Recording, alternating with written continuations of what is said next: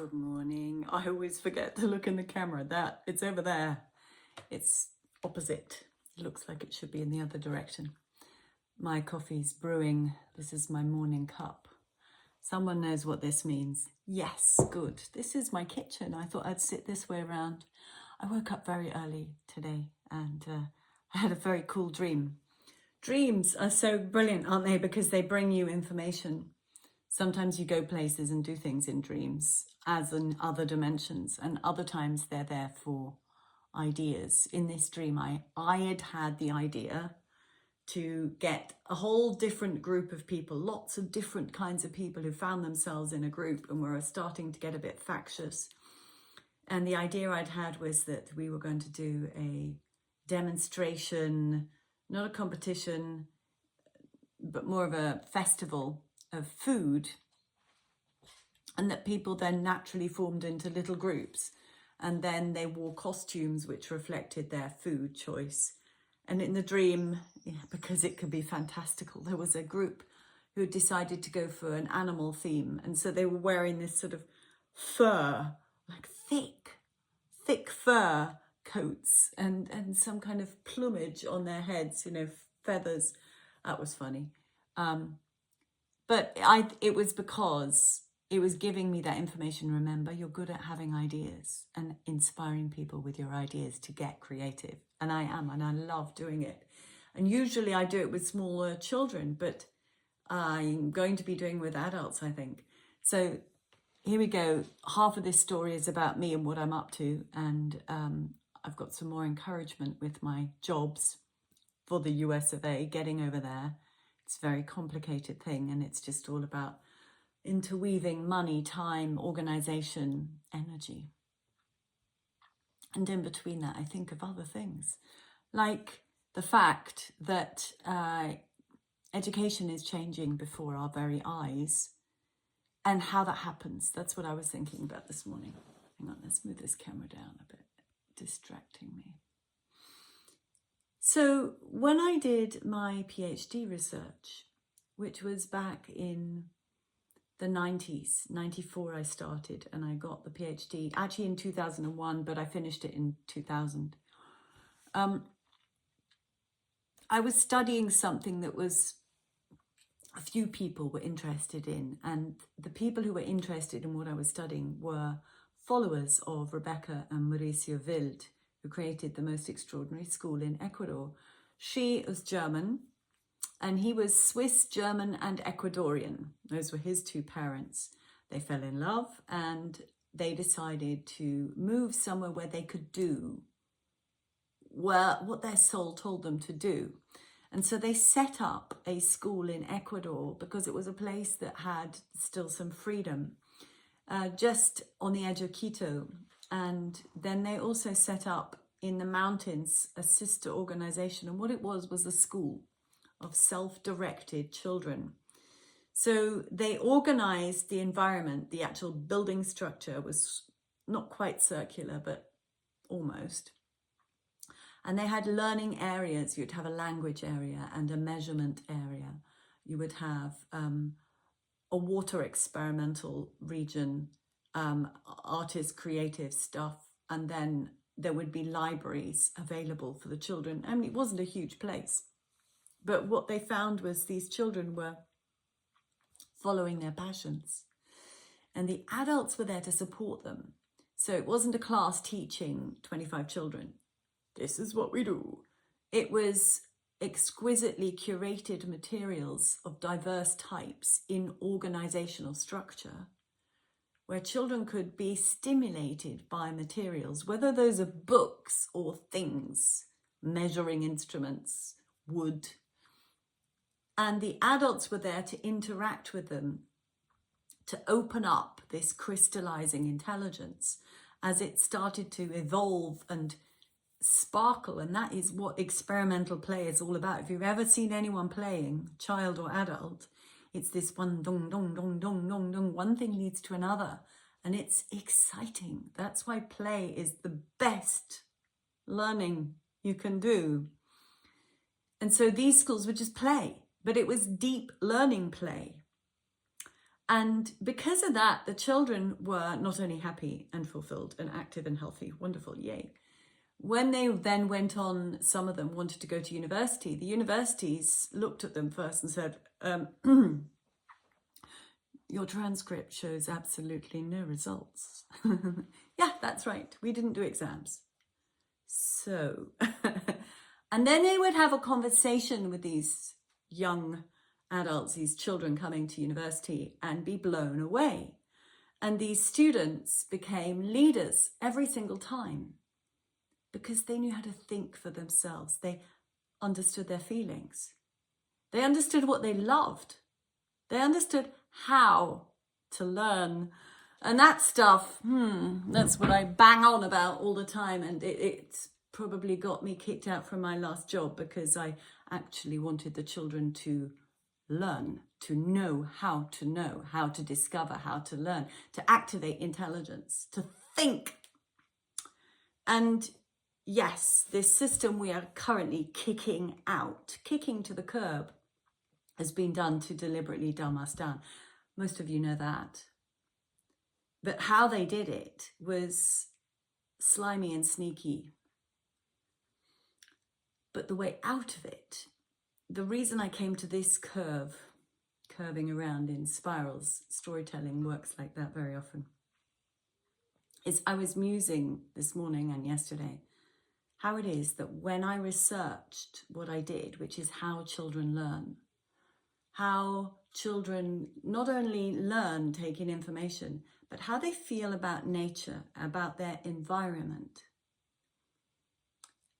That became something that fascinated me because this was the beginnings of a child having personal responsibility for themselves, but also in their interaction with the world, not human world in this case, the so-called natural world. Most children don't have real natural world around them. Then most children are growing up in urban areas, sadly. But part of the experimentation and documentation and research I did was I invited these classes of children to take me to all of their play zones, all the little hidden in-between spaces, the old discarded railway engines, the little gaps between buildings, the bit at the end of the street, the no-go zone.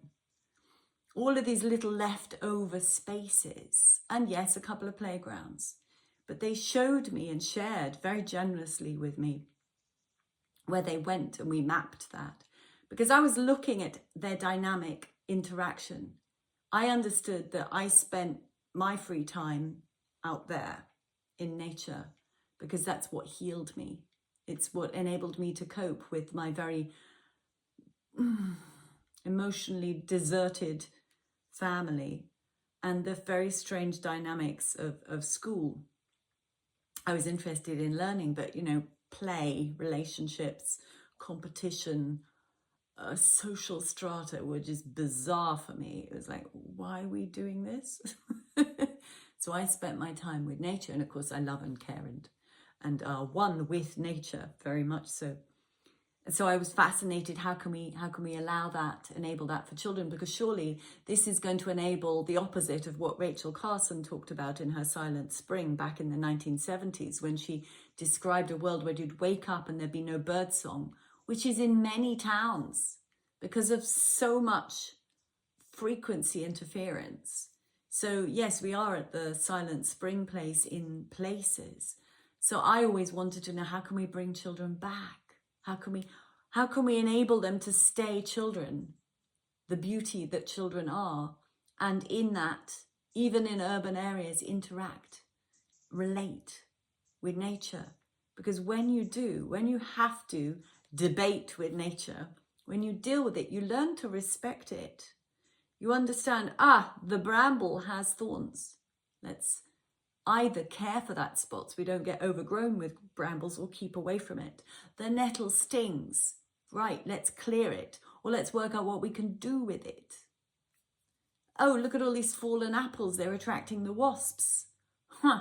We either get skedaddle out of there, or we work out what to do with the fallen apples. Maybe we pick them before they fall, or maybe when they fall, we do something with them. What's compost? What's cider? What's apple juice? What's apple cake? Right? Just basic small questions. But it's from all of these interactions that we form our ability to perceive ourselves as part of nature. And the problem of our lives is that we're so divorced not only from ourselves, but from nature, that these weird organizations that are labeled things like WHO and WEF and UN, etc., could just dictate vast swathes of policy, and we go, oh yeah, okay.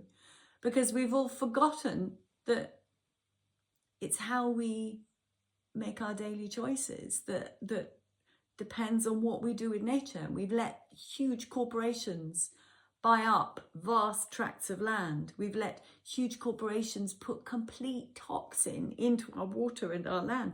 We just let them do it, and we bought their products. Well, I haven't.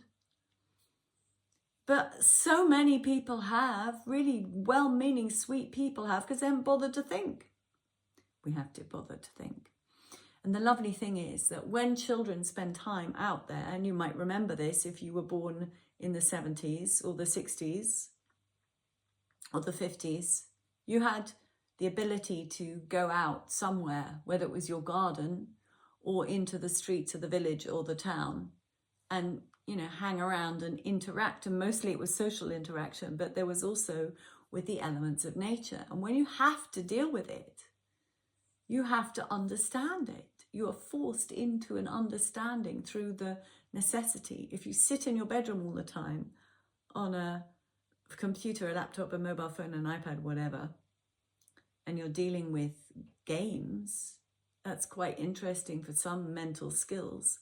Terrible for your body, of course, as well as all the tension that gets stored into your body. Not that I've ever played games. I haven't. But I do know that that's what happens. It's quite easy to observe. And then there's no choice, there's no interaction with the actual stuff that sustains us, that gives us the air to breathe, So the idea is, how long does it take for an idea to resonate through society and bring change? So there I was, studying that amazing school and its results in Ecuador, the Pestalozzi, from a book called Education for Being, which was given to me when I was a young mama, age 21, back in Scotland, Edinburgh, where I studied and had my little beautiful Emmanuel, my first child.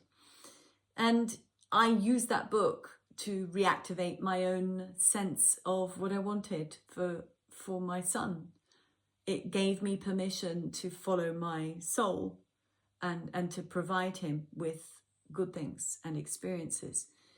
And it led to me choosing the subject I chose for my PhD, which was, how children learn and how they become stewards of nature. And at the time, it was, aside from that beautiful school in Ecuador, no one was talking about it. They were talking about some of the problems, the Silent Spring Ritual Castle. But and this thing, sustainability, started to be bandied about, Agenda 21. And people started to realize it was a good idea to be concerned about the environment. But what they did not know at all is who was messing it up. Why were they messing it up? Where was the money going? What was being done to our psyches? No one knew the big picture then. Roll on, 16 years, the big picture started to come to the fore. Well, even Erin Brockovich, that movie that was made of her world, talking about the deep toxic poisoning of water, that was a very good film for bringing people to awareness that our world is being destroyed. And yes, you had Al Gore's Unconvenient Truth, which was such a dastardly lie, because he was talking about systems of weather, global systems, as it's all our fault. And actually, you look at the people who were doing the mass logging, you look at the people who were putting the toxins into the waterways and the heavy metals into the earth and stripping the beautiful nutrients and using wrong products instead of lovely good manure and mixed farming. And that was not us. we were working for those corporations, but it was the corporations. And we are coming into this full circle from that time where we realize who done it and who it's been done to and why. And we're starting to come back. So things that were outlandish that I was saying back in 2000, back in 2001, I was laughed at for the things I was saying. People are now, getting massive grants for. At the time, I tried to get a grant for my research. Nothing. And I tried a lot. And then I tried to get grants for my work later on, working for schools and kindergartens to get them to create near natural playgrounds in a participatory manner, which really activated their relationship to the natural world, to the elements of nature. I could not get funds for that either. I struggled all of my professional life to bring it to the fore, but the point being I did. And it wasn't just me. Obviously, there were other people around the planet who also did this. So that now, 2026, we're starting to get the whole picture. Who did what? Who is responsible for this disgusting state? Also, we're starting to understand the earth herself is fine. She's got lots of little toxic pockmarks made by these disgusting, vile beings, which we can clean up because nature is alchemical in nature. Everything can be cleaned up. You just have to use the right combinations of things chemically, basically, to purify systems again. Earth is amazingly resilient, but we do have to apply that and not just throw toxic rubbish into landfills or our bodies anymore. So we're starting to get actually all the puzzle pieces in front of us, which is really exciting. And then we get the new bill finally signed in, which was talked about months ago from the White House, where education now, you can take a chunk of money and you can homeschool your child, or you can take them to a private school or set up a little local school with that funding. That's a revolutionary idea, which is so sensible. It means we're going to get a lot more of these smaller schools, the idea of forest school, of nature education. So what was really fancy-pantsy and no one understood anything about 20 years ago, 26 years ago, now comes full circle. And the reason I brought this in, apart from it's good, is that when you have an idea and it looks like it's going nowhere, but you have this ridiculous passion that keeps feeding it and saying, okay, 2,000 people have told me no, I'm still going forward. That energy is what infects in a positive way the world. That is the Thomas Gleick butterfly effect. That is the chaos theory. That is the ripple effect. That is resonance. That is magic, manifestational. You seed an idea into the consciousness. You hold to it. And even if you don't get the glory for it, I did not. I did not. But eventually, what you campaigned for with so much struggle and determination and necessary energy, perseverance, comes to fruition. And that's very exciting to realize. 26 years is a long time, true. But most of us have got, potential for long lives if we live well, if we feed our bodies well and look after our emotions and invite our souls into our presence every day in the divine creator field. So we could have an idea today and feed it and see it being built in 26 years' time. See it become the fashionable thing. I think that's exciting, don't you? Well, have a good day. I am Dr. Isabel M.A. Barclay. Sometimes I add that in. It is my surname officially because I had to take one after I got divorced. And asides, this is activating my and our human potential. And I think my coffee's ready. So the heavenly tea, the heavenly coffee doesn't quite ripple off the tongue quite so well, does it? See you again tomorrow. Bye-bye.